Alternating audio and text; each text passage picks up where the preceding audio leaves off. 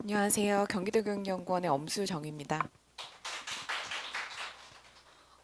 제 오늘 발표 제목은 IB 교육과정의 가능성과 한계라고 해서 이제 역량 중심 교육과 관련해서 어떤 가능성이 있고 그 다음에 그것을 공교육에 이제 접목하면서 어떤 한계들도 볼 수 있고 그리고 우리가 좀 고민해야 될 게 어떤 건지에 대해서 좀 이야기해 보려고 합니다. 이 발표 원고는 작년에 연구원에서 김진원, 김지혜, 이근영, 이혜정 선생님 공동으로 이제 연구한 연구물 경기도 교육청 IB 프로그램 도입 방향 연구의 일부분을 조금 이제 수정 보완해서 발표물로 만들어 본 것입니다.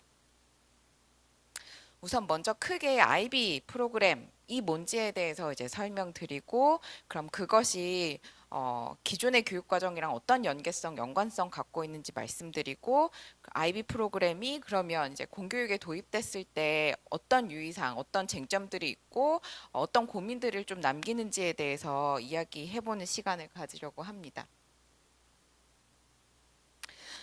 네, 최근 IB 되게 핫한 단어고요. IB가 갑자기 이제 공교육 도입과 관련해서 크게 논의가 되면서 국내에서도 굉장히 IB에 대한 그런 관심이 커졌고요.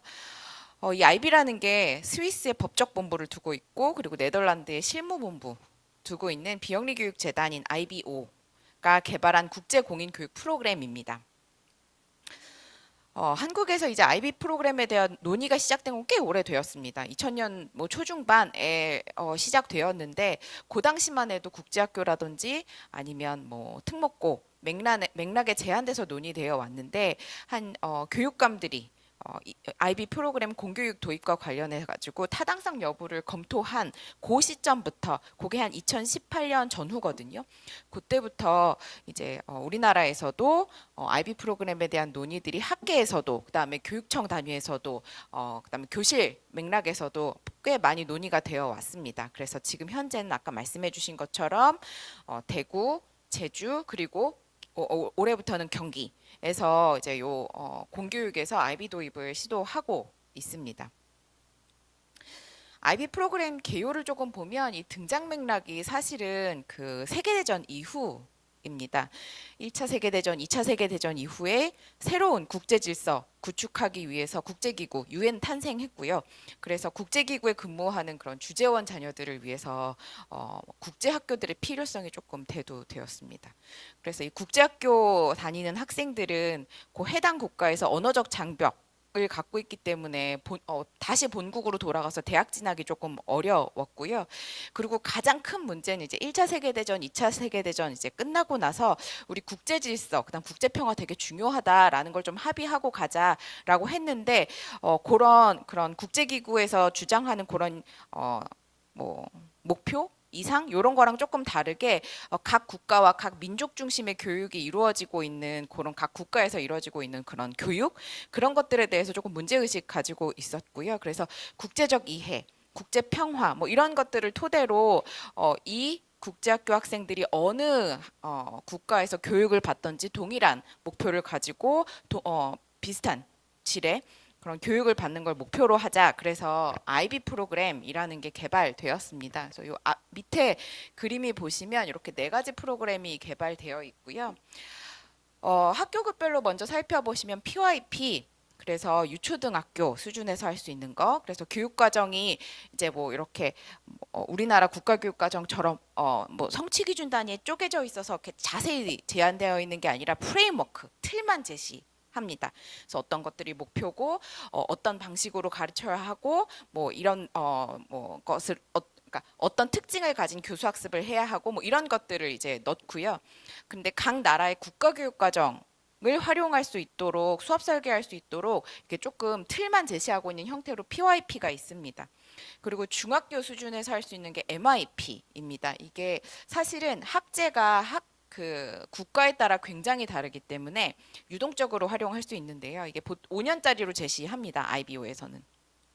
근데 국가별 중학교 학제에 따라 뭐 2년에서 4년 짜리 프로그램으로 운영할 수 있도록 유연하게 운영할 수 있도록 그게 가능하게 개발되어 있고요.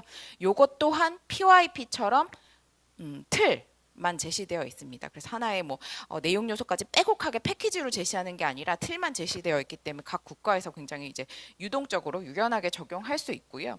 그다음에 아이비의 꽃이라고 불리우는 게 고등 수준에서 할 수 있는 DP입니다. 이 DP는 대학 입시 자격 취득을 위해서 이제 시행되는 그런 고등학교 프로그램이고 2년 동안 걸쳐서 진행됩니다. 그리고 여기서는 굉장히 상세하게 틀만 제공되는 게 아니라 홀 패키지로 만들어서 제공됩니다. 그래서 어떤 내용을 포함해야 하고 그다음에 어떤 내용을 어떤 주제로 가르쳐야 하고 그다음에 그것이 어떻게 평가되고 뭐 이런 것들이 다 되어 있고 평가도 외부 평가, 내부 평가 해가지고 평가의 공정성 뭐 이런 것들을 담보하기 위해서 많은 이제 장치들이 좀 포함되어 있습니다. 그래서 이 DP 보통 이제 IB 하면 DP를 가장 먼저 떠올리시는데요. 이게 그리고 가장 먼저 개발되었고요. 그래서 DP가 있고 우리나라에선 잘 이제 거론되지 않고 있는 게 CP입니다. 이거는 이제 진로 교육. 그래서 진로 관련 교육의 필요성에 대응하기 위해서 도입하고 개발한 그런 교육 과정입니다. IB 사명, 그다음에 중심 목적 한번 살펴보시겠습니다. IB 프로그램 등장 배경에 따라 이제 IB는 뭐를 강조하냐면 상호 문화 간의 이해와 존중, 그리고 평화로운 세계 구현, 그리고 탐구적이고 지적이며 배려할 줄 아는 인재 양성 뭐 이런 것들을 주요 사명으로 삼고 있습니다. 아마 이 IB가 등장하게 된 배경 1차 세계대전, 2차 세계대전 이후에 국제 질서를 조금 다시 재정립하고 그다음에 세계 평화 강조하기 위한 그 맥락에서 세계 시민 교육, 그다음에 세계 평화, 뭐 상호 존중 뭐 이런 것들이 강조됐기 때문에 이런 것들이 굉장히 강조되고 있습니다. 그리고 중심 목적으로는 국제적 시각 형성입니다.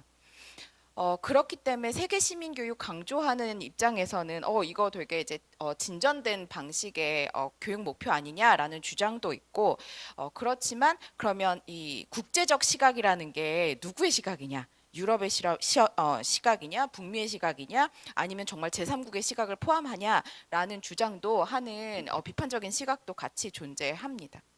IB 학습자 상인데요. 2015 개정교육과정, 최근에 2022 개정교육과정에 학습자 그 인간상 뭐 이런 거 있지요. 그렇지만 교사에게 그다음에 교육과정 전공자인 저에게 읊어보십시오 하면 기억 못합니다. 그냥 좋은 이야기 거기 굉장히 많이 들어 있지요. 그럼에도 IB를 실천하는 학교에 가보면 언제나 빠짐없이 확인할 수 있는 건 IB 학습자상이 교실 어딘가에는 붙어 있다는 거입니다.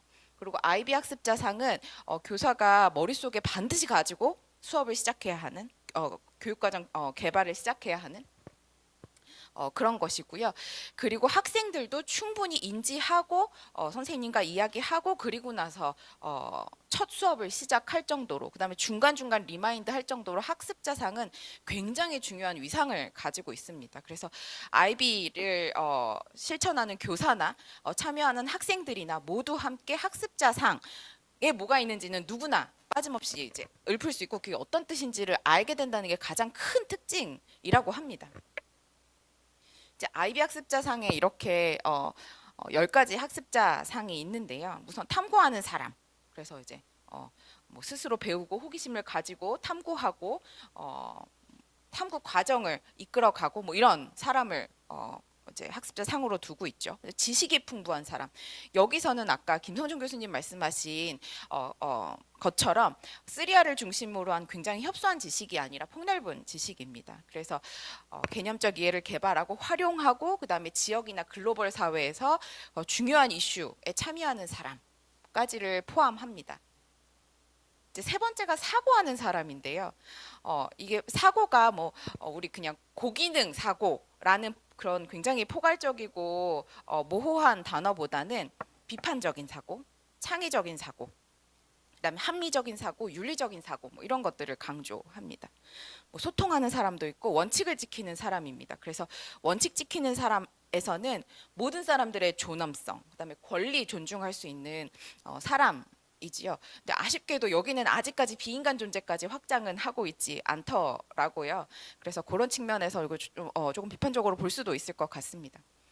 그리고 열린 마음을 지닌 사람입니다. 그래서 다른 사람의 가치, 그다음에 나와 다른 의견, 다양한 관점을 견지한다는 거, 평가한다는 거, 포용한다는 거에 대한 이제 고민을 이제 담고 있는 학습자상입니다. 그리고 배려하는 사람, 그리고 도전하는 사람입니다. 그래서 도전하는 사람은 새로운 아이디어, 혁신적인 전략을 탐구하는 사람. 이고요. 그다음 균형 잡힌 사람. 사실 제가 균형이라는 단어를 굉장히 조심해야 된다고 생각하거든요. 어떤 것이 균형이고 누구를 위한 균형이고 무엇에 의한 균형인지에 대해서 고민해야 되기 때문에 여기서 말하고 있는 균형은 뭐 지적, 신체적 그리고 정서적으로 균형. 그러니까 영양 교육이 이제 지향하는 균형을 말하고 있습니다. 그리고 다른 사람들 그리고 우리가 살아가고 있는 세계의 상호 의존성 뭐 이런 것들을 인지하는 사람이라는 의미에서 이제 균형 잡힌 사람이라고 이제 이야기를 합니다. 그리고 마지막으로는 성찰하는 사람입니다. 그래서 비판적 사고, 창의적 사고도 중요하지만 내가 그것을 어떻게 하고 있는지를 계속 들여다보면서 평가하고 재고할 수 있는 그런 사고 능력 뭐 이런 것들도 강조합니다. 그래서 교수학습 접근 방법 보시면 다음과 같은데요. 뭐 제가 지금까지 이제 학습자상을 좀 자세히 말씀드렸으니까 요거는 이름을 좀 읽고 가겠습니다. 탐구에 기반한 교수, 그다음에 개념 이해 중점을 둔 교수, 지역과 전 세계 맥락에서 전개되는 교수, 그다음에 효과적인 팀워크 그리고 협력에 중점을 둔 교수, 그다음에 좀 주목할 만한 게 학습 방해 요소 제거 설계인데요. 이게 어떤 거냐면 조금 더 이제 포용성, 평등성을 높이기 위해서 학생들이 교실 상황에서 뭐 배제되고 소외되는 경우가 굉장히 많습니다. 우리가 어떤 방식의 학습을 지향하고 실천하는지에 따라서 특정 방식의 특정 방식의 배움을 선호하는 학생들 이 굉장히 배제되고 소외되기도 하거든요. 그래서 그런 것들을 어떻게 하면 제거할 수 있을지에 대한 고민이 굉장히 큽니다. 그리고 마지막으로는 평가 정보를 활용하는 교수입니다. 그래서 사실 우리 계속 이제 지적되어 온 것이 평가가 굉장히 교수학습과 그다음 교육과정과 분리돼서 따로 운영된다. 요 일치성이 되게 중요하다 얘기하고 있는데 그것을 강조하는 것이 또 IB이기도 합니다. 학습 접근 방법도 이렇게 있습니다. 뭐 사고 기능, 연구 기능, 의사소통 기능, 사회성 기능, 자기관리 기능 이런 것들이 있고요. 제가 아까 초반에 말씀드린 것처럼 이 연구는 작년에 이제 저희 경기도교육연구원에서 수행한 그 연구의 일부였습니다. 경기도교육청 맥락 안에서 있었기 때문에 이 IB 프로그램이 그러면 경기도교육과정과 어떤 연계성을 가지고 있는지에 대해서 조금 고민을 해서 분석한 파트가 있었습니다. 크게 보면 아주 다르지 않습니다. 그래서 뭐 IB에서는 프로그램 사명이 뭐 국제적 소양 뭐 이런 것들을 강조한다면 경기도 교육과정 사실 이 경기도 교육과정도 이제 사실 이거 그 개정 중에 있거든요 현재. 그래서 이거는 이제 아직까지 활용되고 있지만 곧 활용되지는 않을 기존의 경기도 교육과정을 토대로 하고 있습니다. 그거 좀 유념하시면서 들으시면 좋겠고요. 그래서 IB 프로그램이 국제적 소양을 강조한다면 경기도 교육과정은 뭐 이런 얘기가 있죠. 뭐 인간 존엄 얘기 있고 그 다음에 행복한 배움 성장, 그 다음에 학생이 배움의 주체가 돼서 삶의 주체적 구성 역량 함양하고 뭐 이런 이야기들을 있는데 국제적 소양이 IB 프로그램 조금 더 초점이라면 경기도 교육과정에서는 마을 그 다음에 뭐 사회, 국가, 세계까지 다양한 층위의 그런 공동체에서 더불어 살아가는데 필요한 소양, 뭐 역량 이런 것들을 조금 강조합니다. 그리고 학습자상을 봐도 조금 거의 비슷하지만 아주 작은 차이점이 조금 보이는데요. 이 경기도 교육과정은 우선 국가교육과정을 토대로 합니다. 그래서 이 과거 버전에 지금까지 쓰고 있는 경기도 교육 과정의 그 학습자상, 뭐 인간상은 2015 개정 교육과정의 인간상을 토대로 하고 있는 거고요. 경기도 교육과정은 그럼 2015 개정 교육과정과 비교했을 때 강조하는 역량이 하나 더 들어와 있었습니다. 비판적 성찰 역량 이런 게 경기도 교육과정에 있었거든요. 지금도 있고요. 그래서 이 경기도 교육과정은 국가교육과정에 비해서 그런 거 하나 더 들어 있었고 그 다음에 개인의 그런 지식정보 처리 역량을 국가교육과정에서 강조했다면 경기도 교육과정에서는 협력적 문제 해결 역량, 그 다음에 공동체 발전에 참여하는 그런 공동체 역량보다는 공공의 선에 기여하는 민주시민 역량 이런 단어로 조금 바꿔서 사용하고 있었어요. 그래서 국가교육과정에 비해서 이제 기존의 경기도 교육과정은 조금 더 비판적인 성찰 능력을 가진 민주시민 기르는데 중점을 두고 있음을 이제 확인할 수 있었습니다. 그래서 이렇게 보시면 사실 역량이라든지 아니면 뭐 중점, 교육 방향, 목표 이런 것들이 아주 크게 차이가 있지는 않습니다. 그럼에도 IB 교육과정을 조금 빼곡하게 살펴보면 경기도 교육과정에 비해서 어떤 단어들이 조금 더 강조되냐면 세계 시민, 탐구, 지식 이런 단어들이 조금 더 강조되는 측면이 있고요. 그다음 다른 문화에 대한 존중 뭐 이런 단어들이요. 이런 것들이 조금 더 강조되고 있어서 세계 시민 성에 대한 그런 강조하고 있구나라는 걸 확인할 수 있습니다. 사실 이 IB가 굉장히 이제 세계적으로 많이 확산되어 있었습니다. 초기 그 IB 프로그램이 개발되고 초기 10년에는 이 IB 프로그램을 채택하는 학교가 국제적으로 47개에 그쳤다고 해요. 근데 1980년대 냉전 체제 이후로 국제 이해, 그다음 포용 뭐 이런 키워드들이 부상하면서 IB 프로그램을 적용한 학교들이 많았습니다. 지금까지 본 것처럼 IB 교육과정의 그 목표라든지 그다음에 내용이라든지 이런 것들 그래서 IB 그 프로그램의 교육적인 가치뿐만 아니라 사실은 수많은 것들도 이 IB 프로그램이 현재 뭐 5,600, 700개 정도의 학교에 도입되고 있는데 이 확산의 이유에 여러 가지 이유가 있다고 합니다. 우선 교육적 가치도 있지만 또 주목할 만한 게 몇 가지 있습니다. IBO의 확산 전략도 같이 이제 주목할 필요가 있는데요. 아까 보신 것처럼 PYP, MIP에선 틀만 제공한다고 했잖아요. 그런 것처럼 이제 국가교육과정과 병행할 수 있도록 유연한 설계를 가능한 그 틀을 제공했고 그리고 언어의 확장 전략도 있습니다. 한국어화 만든 것처럼 사실은 이 IBO에서 그 공교육 혁신을 필요로 하는 많은 국가들을 컨택하고 그 한 국가들한테 IB를 홍보해 왔는데요.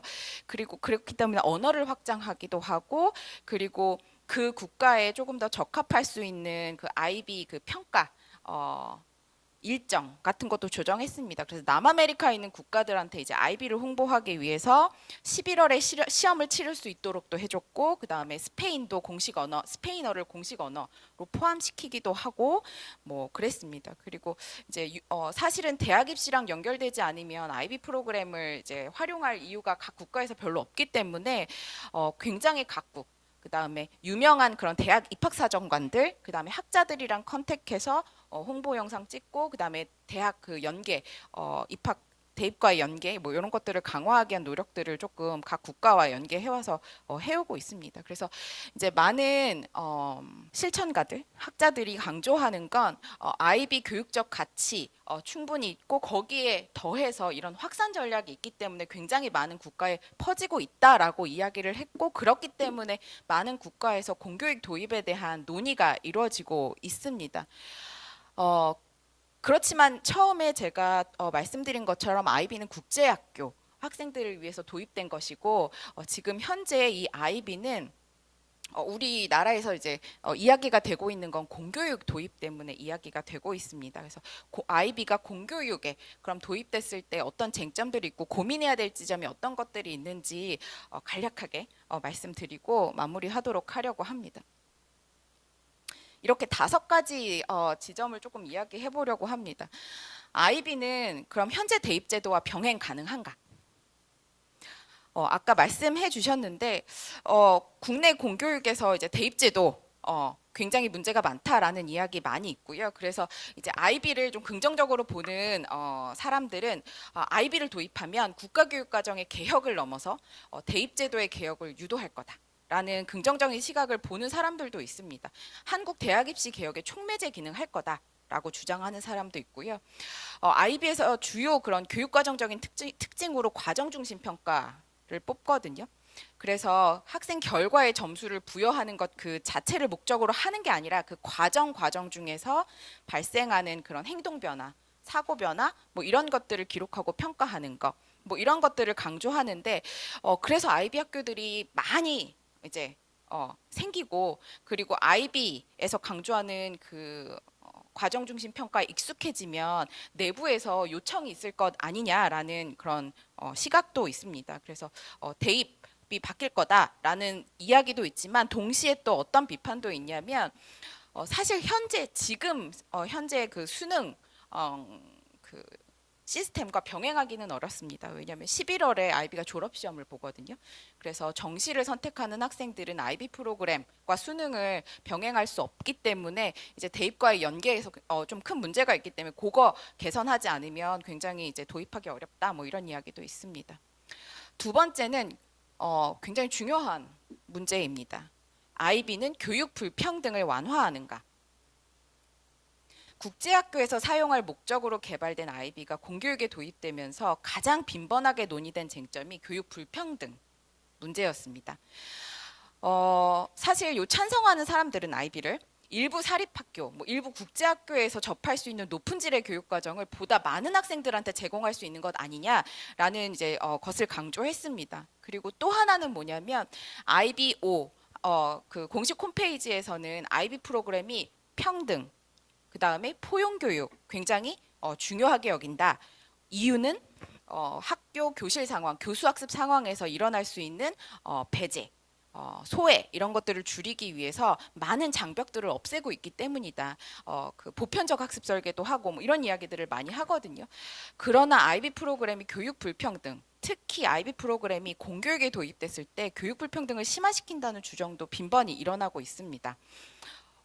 사실은 이게 학습 스펙트럼이 굉장히 넓잖아요. 근데 그 학습 스펙트럼이 넓은 모든 학생들을 위해서 설계된 것이 아니라 IB를 이수할 수 있는 사람이 되게 제한적이다라는 주장도 하고, 그다음에 DP를 도입하는 고등학교의 경우 세계적으로 봤을 때요, 공교육에서 일부 학급 또는 일부 굉장히 소수의 학교만 IB DP를 도입하게 됩니다. 근데 IB를 도입하는데 굉장히 많은 이제 자금이 들기 때문에 그것 때문에 이제 공적 자금이 소수 학생들한테 몰리는 이 상황에 대한 형평성, 공정성 이런 것에 대해서 문제 제기 하기도 합니다. 그리고 세 번째는 비용 지불이 이제 가능하고 정당한가입니다. 일부 사람들은 IB에 대해서 굉장히 높은 비용 지급해야 하는 게 맞지만 사실 지금 현재 교육청 수준에서 사용될 수 있는 그 범위 내에서 충분히 충당 가능하다라는 이야기도 합니다. 그렇지만 그것들이 이제 IB 학교가 점점 많아지면 그게 정말 지속 가능할까라는 의문도 있고요. 또 하나는 정당성입니다. 사실 IBO가 비영리 단체라고 이야기하는데 사실 IBO가 비영리 단체이냐라는 질문도 합니다. 왜냐하면 이 이윤을 굉장히 많이 남기고 있거든요. 그래서 많은 선행 연구에서는 IBO가 거대한 세계적 교육 기업이다라고 이야기를 하고, 그리고 이 프로그램이나 서비스 확장을 위해서 국제적인 매니지먼트 회사로부터 컨설팅도 받는다. 뭐 이런 이야기하면서 2007년 기준으로 1억 2천만 달러 정도의 자산 보유하고 있고 매년 2억 1천만 달러의 정도 수입을 거두고 뭐 이런 이야기들이 있어요. 그래서 다른 나라, 민간 기업에 우리나라 그런 공적 자금을 그쪽에다 유출하는 게 정말 정당한가? 뭐 이런 이야기도 있습니다. 그리고 이제 네 번째가 국가교육과정과의 양립입니다. 일부 이제 IB의 공교육 도입을 찬성하는 사람들은 국가교육과정에 충분히 IB 도입할 수 있다. 왜냐하면 특히 PYP, MIP는 틀만 제공하고 DP도 2년짜리이기 때문에 고1에서 필요한 거 다 하고 충분히 할 수 있다라는 이야기가 있고요. 또 어렵다라고 주장하는 이제 사람들의 주장은 그럼에도 우리나라 성취 기준이 빽빽하고 그 다음에 그 IB랑 그 국가교육과정에서 요구하는 것들을 다 면밀히 맞추려면 교사 부담감이 굉장히 많다, 가능한가 뭐 이런 질문을 하는 사람도 있습니다. 그래서 마지막은 교사의 자율성과 전문성입니다. 그래서 IB가 교사의 자율성, 전문성 보장한다라는 시각도 있지만 동시에 사실은 IBO라는 기구가 제시하는 교육 목표 또는 평가까지 다 따라가는데 그것을 교사의 자율성과 전문성으로 볼 수 있는가? 라는 이야기도 있습니다. 그래서 이제 제 발표는 이 정도로 마무리하려고 하고요. IB가 특정 맥락에서 등장했고 특정 배경에서 교육적 가치를 인정받았고 성공했습니다. 이제 그런데 이것이 또 다른 맥락에 들어왔을 때 다양한 것들을 고려하면 역량 교육에 대한 우리 고민에 대한 뭐 해법도 있고 아니면 많은 질문도 남길 수 있을 것 같습니다. 감사합니다.